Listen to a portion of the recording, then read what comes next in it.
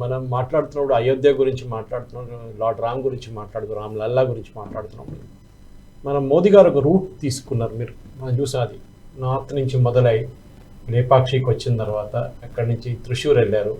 త్రిశూర్లో గురువాయూర్కి వెళ్ళారు. Of course Guruvayur Srikrishna temple, ఆయన mainly Suresh Gopi కూతురు పెళ్లికి వెళ్ళారు. కానీ దాని తర్వాత మా ఇంటి దగ్గరే, మా ఇంటి నుంచి ఒక 8 కిలోమీటర్ల దూరం ఉన్న శ్రీరామస్వామి టెంపుల్కి వెళ్ళారు. త్రిప్రయాగ్ చాలా ఫేమస్, చాలా పాత టెంపుల్. అది ఎందుకు వెళ్ళారంటే మళ్ళీ అక్కడ దానికి ఒక స్టోరీ ఉంది. ఎందుకంటే ఒక్కొక్క ప్లేస్లో ఆ విగ్రహానికి ఒక్కొక్క రూపం. ఇప్పుడు మనం చూస్తున్న రామ్లల్లా చాలామంది వాళ్ళు, నేను ఈవెన్ మా రిలేటివ్స్ మా వాట్సాప్ గ్రూప్లో డిస్కషన్ అనేది నడుస్తుంది. కొంచెం చబ్బిగా ఉన్నాడు అంటే ఒక చిన్న అబ్బాయి ఎట్లా ఉంటాడని చెప్పి, అబ్బాయే కదా, 5 సంవత్సరాల అబ్బాయి. ఎందుకంటే నేను విన్నాను ఎక్కడో రామాయణంలో సీత దగ్గర అడుగుతారంట, హనుమంత్ దగ్గర ఎవరో అడుగుతారు రాముడి హైట్ ఏంటని అడిగితే 8 ఫీట్లు అంటారంట.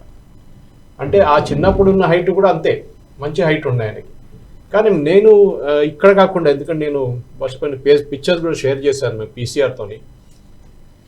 నేను ఇండియా నుంచి బయటకు వెళ్ళి పనిచేసినప్పుడు ఎస్పెషల్లీ థాయిలాండ్లో రామాయణం ఇన్ఫ్లుయెన్స్ చాలా ఉంది. అది మన కంబోడియాలో చూస్తాం, లాఓస్లో చూస్తాం, కెరీబియన్లో చూసాము చాలా మటుకు. అంటే Indian traders 19th century 18th century కూడా ఇండియా నుంచి బయటకు వెళ్ళినప్పుడు కూడా they took Ramayana with them. మీరు అక్కడ మిగతా ఏ ఇండియన్ ఎపిక్ చూడరు, ఎక్కువ రామాయణ డ్యాన్సులు చూస్తారు. అది కంబోడియాలో ఉండొచ్చు, లాఓస్లో ఉండొచ్చు, ఈవెన్ థాయిలాండ్లో ఉంది. నేను థాయిలాండ్ నుంచి లాఓస్ బార్డర్ కూడా ట్రావెల్ అయ్యాను. అక్కడ right the border with Laos, Cambodia border, common border లాగా ఉంటుంది వాళ్ళకి. వాళ్ళ దగ్గర in fact the present king of Thailand is Rama the 10th. అంటే వాళ్ళ లైనేజ్ రాముడి నుంచి, దట్ కింగ్ రామా నుంచి తీసుకొస్తున్నారు. Present king is 10th king in the Rama lineage. వాళ్ళ పాత క్యాపిటల్ అయోధ్య. నేను అక్కడ తీసుకున్న పిక్చర్స్ కూడా షేర్ చేశాను. అయోధ్య అనే క్యాపిటల్ బ్యాంకాక్ నుంచి 100 కిలోమీటర్ దూరం ఉంది.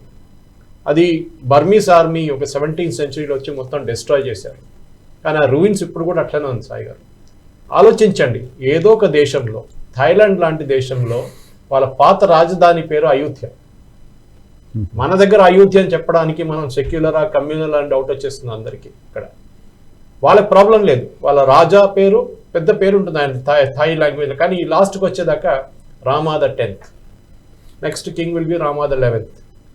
వాళ్ళకి ప్రాబ్లం లేదు. సువర్ణభూమి ఎయిర్పోర్ట్ నడిమిట్లో, మీరు బ్యాంకాక్ సువర్ణభూమి ఎయిర్పోర్ట్కి వెళ్తే చాలా పెద్ద ఎయిర్పోర్ట్, నడిమిట్లో పెద్దగా సముద్రం అంతా ఒక ఫ్లోట్ ఉంది ఒకటి, సూపర్ చూడడానికి.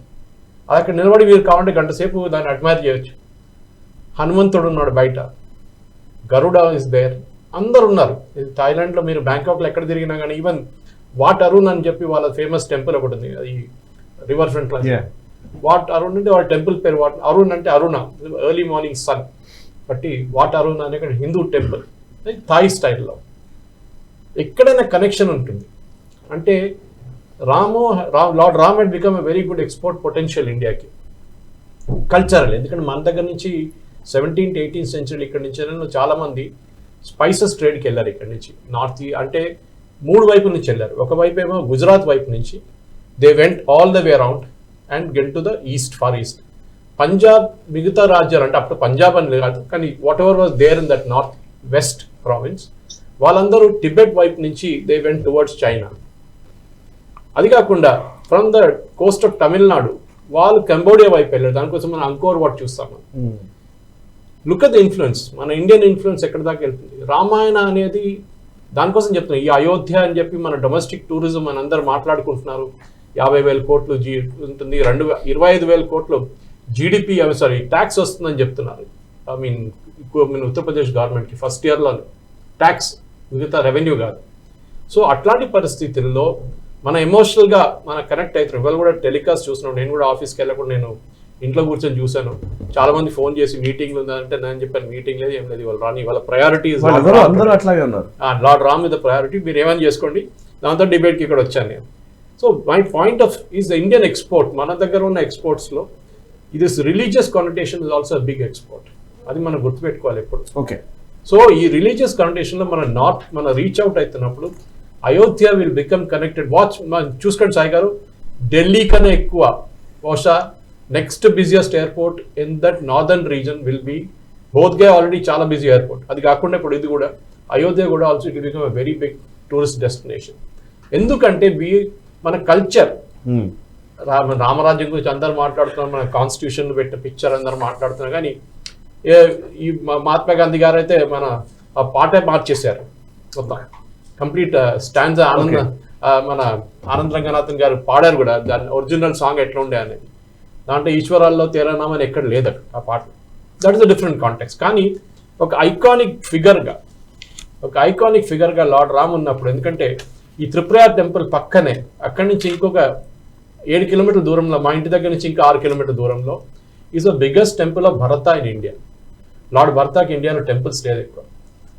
ఆయన రాముడు వనవాసానికి వెళ్ళినప్పుడు వెయిట్ చేస్తున్నారు, గోడ మీద కూర్చొని వెయిట్ చేస్తున్నారంటే ఎప్పుడు వస్తాడమో అన్నా అని చెప్పేసి. ఆ పరిస్థితుల్లో ఆలోచించండి, that was the biggest temple at one time in terms of land holdings. 75,000 హెక్టర్లు ఉన్నాయి. సో కనెక్షన్, దాని పక్కన శత్రుఘ్న, వీళ్ళ నాలంబలం అంటారు మొత్తం ఆ ఫ్యామిలీ. లక్ష్మణ టెంపుల్ దాని పక్కన నెక్స్ట్ 5 కిలోమీటర్ల దూరంలో. ఈ 4 టెంపుల్ ఒకటే రోజులో కవర్ చేయాలని ఒక మలయాళంలో ఒక మంత్ ఉంటుంది. ఆ మంత్లో అందరూ వచ్చి ఈ 4 టెంపుల్స్ ఒక రోజులో కవర్ చేయాలని చెప్పేసి, అది చాలా బిలీఫ్ అక్కడ, చాలా స్ట్రాంగ్ రిలీజియస్ బిలీఫ్. సో ఈ టూరిజం అనేది కూడా బియాండ్ జస్ట్ లార్డ్ రామ్. ఇప్పుడైతే ప్రాణప్రతిష్ఠ అయిపోయింది, ఇక క్రౌడ్ మూవ్మెంట్ మొదలవుతుంది, కానీ కల్చరల్ రివైవలిజం అని చెప్తాం మనం ఇప్పుడు. అది కేదార్నాథ్ నుంచి మొదలై కాశీ విశ్వనాథ్ దానికి వచ్చి ఉజ్జయిన్ మహాకాల్కి వెళ్ళి అక్కడి నుంచి ఇప్పుడు రామ్ జన్మభూమికి వచ్చింది. ఇవాళ నేను డ్రైవ్ చేసి వస్తున్నప్పుడు కూడా ఒక స్వామీజీ మాట్లాడుతున్నారు రామ్ జన్మభూమి ఫంక్షన్లో. శివాజీ మహారాజ్ని కంపేర్ చేశారు మోదీ గారితో. ఆయన ఫస్ట్ మాట్లాడిన స్వామి గారు, ఆయన పేరు నాకు గుర్తులేదు.